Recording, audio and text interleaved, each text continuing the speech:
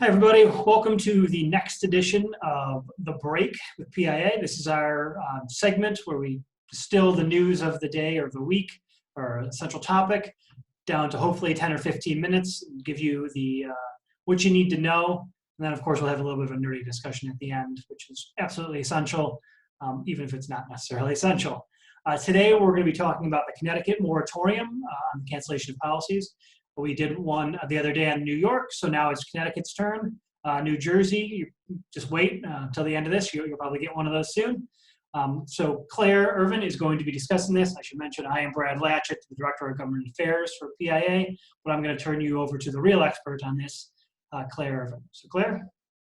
Hi, everyone. And today we'll talk about the temporary grace period for insurance premium payments in Connecticut. Hope if I could say insurance properly. So we'll just dive straight into it. This was all done by executive order. So we'll first talk about what the terms we're looking at in the executive order. The executive orders are fairly long, so this is not covering everything in it. It's the parts that have to do with insurance. We'll cover who exactly it applies to, what it means for insurance producers, as well as how this executive order differs from the grace periods for other states, in particular New York. So let's jump straight into it. The executive order number 7S came out last week, about April 1st, and it requires all insurers in Connecticut to provide policyholders with a 60-day grace period on premium payments. That means if a policyholder is unable to make their premium payment, they get 60 days where the policy cannot be canceled.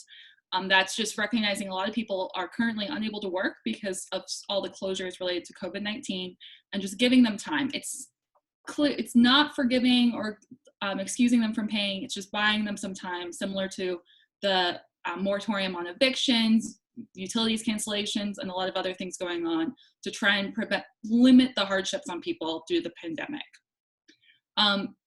Along those lines, the executive order does require that the policyholder must experience a COVID-19 related financial hardship.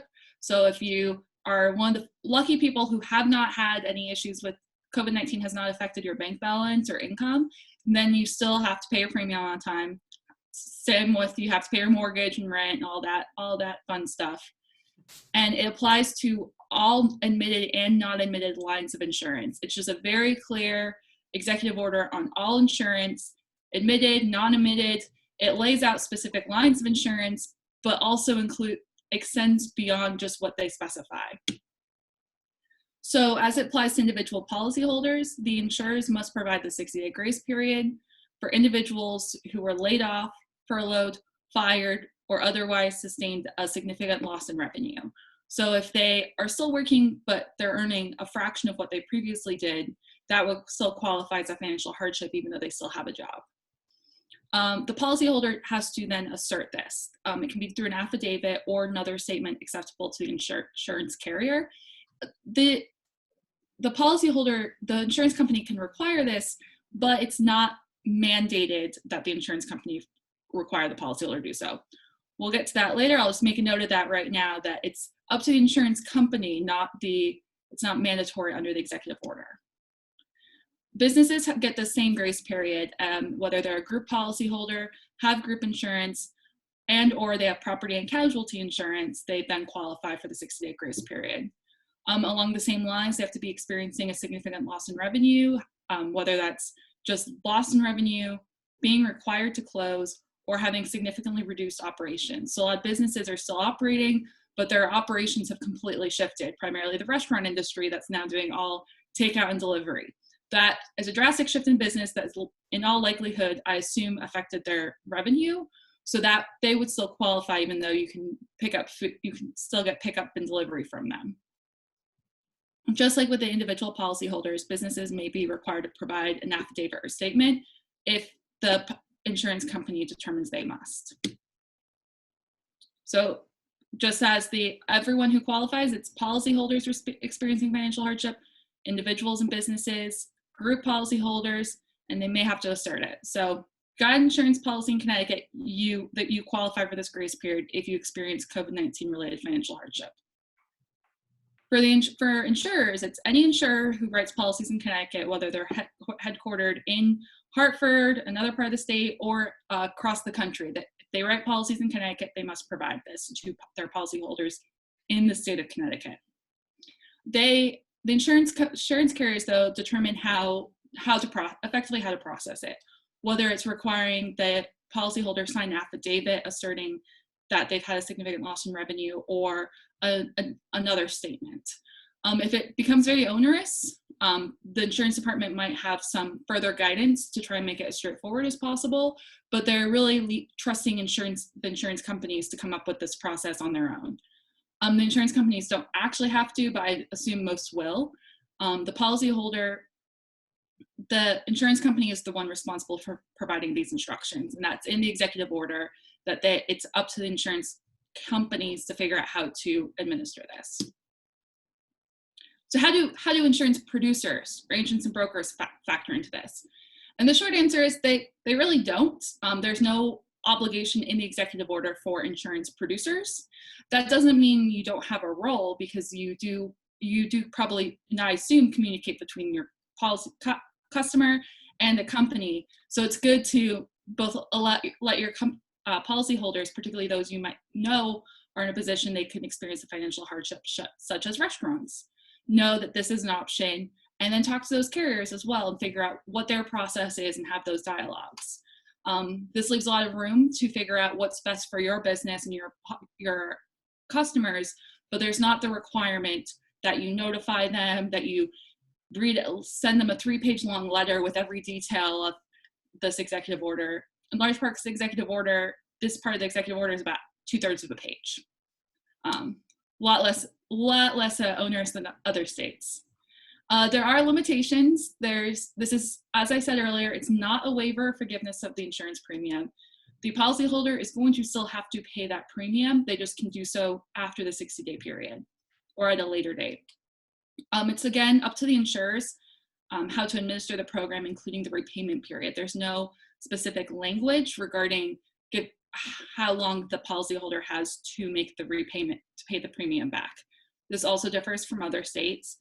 The policyholder, in order to qualify, must have been in good standing on March 12th, 2020. So if they were already missed their premium payment and in the process of having their policy canceled for non-payment of premium, that they wouldn't have been in good standing, and the grace period wouldn't apply to them.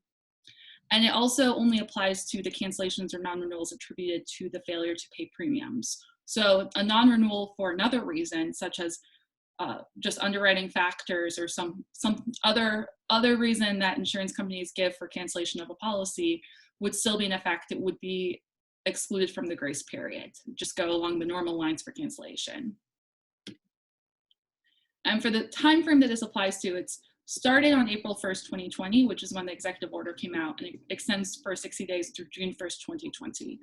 However, carriers who provided a 60-day grace period in March or April, as was recommended by the insurance department in mid-March, will have been deemed to have satisfied these requirements. So an insurance carrier that started the 60-day grace period on March 24th is still compliant with this executive order, even though it was before April 1st. So effectively, the governor couldn't go backwards and apply it previously, but he can say your previous actions do mean that you're compliant with this current law. They can look forward, not backwards.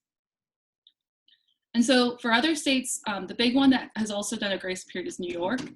New York followed up the executive order with detailed regulations that require insurance producers notify all of their clients that they have this grace period could apply to them. And they required a separate notice for life insurance policies. So if you have a life insurance and auto policy with the same producer, you would receive 2 notices because they have different grace periods. New York also required that policyholders have 12 months to repay the missed premiums. So when it's possible for the carrier. So if the carrier can adjust their books to accommodate that, then it works. That's different than Connecticut, which doesn't have that yet. We did an entire video on New York's grace period due to non-payment, so I highly recommend you watch that if you have policyholders in New York. Theirs is a lot more detailed and and at least from my view, more onerous than Connecticut's. I will note that the Connecticut Insurance Department hasn't issued further guidance on this, so we may have a follow-up video depending on information they have, and be issuing further information and resources for members if they send out more information. But at the moment, past week, there hasn't been further details to the executive order. We also learned right before we recorded this video on April 9th, that New Jersey announced plans for their own grace period. So PIA will be providing further details as we receive them, that executive order comes out. And I would look forward to another video on that, because I'm sure theirs will be different than New York and Connecticut's, despite the attempts of the governors of each state to coordinate together. And that pretty much covers the Connecticut grace period for non-payment of premium. If you have any further questions, feel free to email me, myself, Claire, Brad, or the PI Resource Center for further information. And below the video, we'll have a link to the executive order and other resources from PIA that you can refer to. With that, we can get into the more nitty-gritty discussions. That's what you need to know. This is more of the backstory, how it compares, questions that we may have been receiving so far. All right, thank you, Claire. So I have a couple questions for you, if you don't mind. It's interesting to see this order versus New York's order. And this one was first in time, obviously, but seeing the differences in how the different states respond. In your mind, what is the biggest difference between the Connecticut order that we just discussed and the New York order that's been in people's minds recently? I think the Connecticut one is just very clear cut. It's same number of days, basically for the same reasons for any policyholder. There's no exceptions. It's not trying to piece together what one type of line of insurance needs, another, ENS versus admitted. It's just very straightforward and easy to read. I think that goes to how insurance is actually regulated in each state, because Connecticut has a specific insurance department.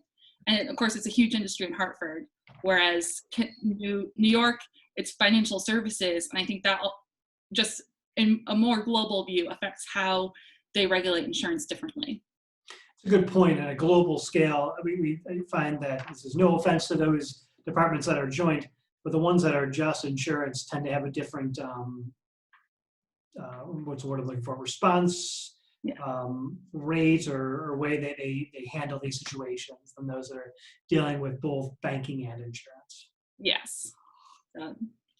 So one area that the New York order is very clear on is premium finance agencies. Mm-hmm. They are singled out in that the moratorium also applies to them.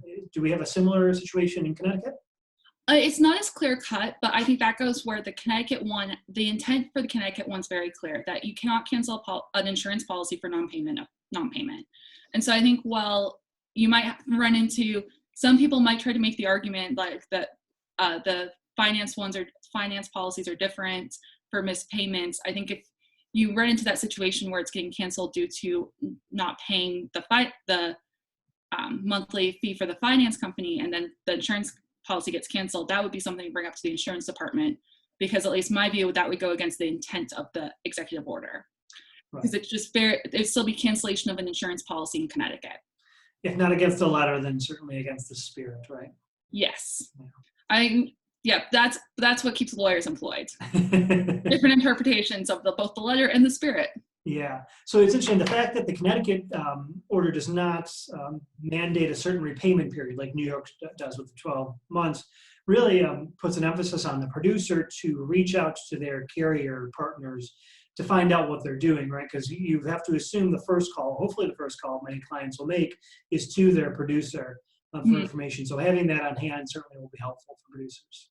Yeah, and I imagine that will be something, particularly with the insurance department still sitting kind of on the sidelines with this issue, might be something they address more. New York, the insurance department, the Department of Financial Services has already gotten involved, whereas this is an executive order and it's very clearly along the same lines of evictions and mortgage payments and utilities, where it's preventing people from having their auto insurance canceled, but not thinking through hasn't addressed the next step yet. Right.